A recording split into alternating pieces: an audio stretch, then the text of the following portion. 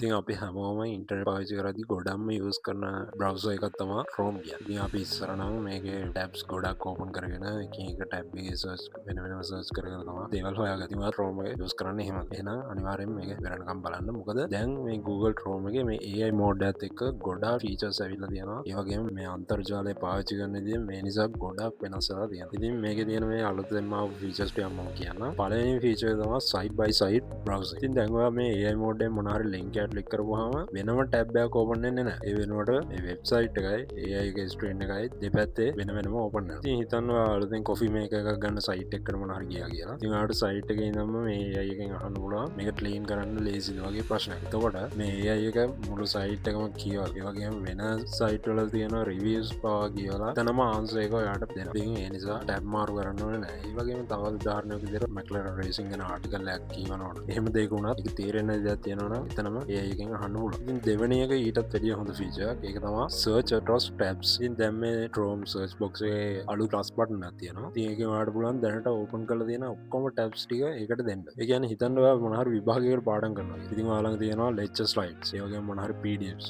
ඒ වගේම ඔයා ඉන්ටර්නෙට් එකේ search කරපු දේ. ඉතින් මේ ටික ඔක්කොම එකතු කරලා ඔයාලට AI එකට දීලා අහන්න පුළුවන් මොන හරි අමාරු concept එකක් තියෙනවා නම් ඒක උදාහරණයක් එක්ක පැහැදිලි කරන්න. ඉතින් එතකොට AI එක අර ඔක්කොම tabs ටික analyze කරලා ඔයාලට ඒක superiorටම හදලා දෙනවා. ඒ විතරක් නෙවෙයි. හිතන්න ඔයා trip එකක් යන්න plan කරද්දී ඔයා මොන හරි hotels ටික search කරලා වෙන වෙනම tabs එක තියෙනවා කියලා. ඉතින් එතකොටත් ඔයාලට පුළුවන් මේ ඔක්කොම tabs ටික එකට දීලා මේ වගේ තව යන්න පුළුවන් places ටිකක් හොයලා දෙන්න කියලා. ඉතින් ඒ වගේම මේ plus menu එකෙන් ඔයාලට මේ tabs විතරක් නෙවෙයි images PDFs වගේ ඔක්කොම එකට mix කරලා උනත් දෙන්න පුළුවන්. ඉතින් ඒ වගේම ඔයාලට මොන හරි art එකක් ඕන නම් මේකේ canvas සහ image creation වගේ tools පවා තියෙනවා. ඉතින් දැනට මේ update එක US වලට තමයි release කරලා තියෙන්නේ. හැබැයි ළඟදීම මේක ලෝකෙ පුරාම release කරනවා. ඉතින් ඔයා තාමත් ඉස්සර වගේ පරණ තාලෙට නම් මේ Chrome එක use කරන්නේ දැම්ම මේ AI mode එක use කරලා බලන්න.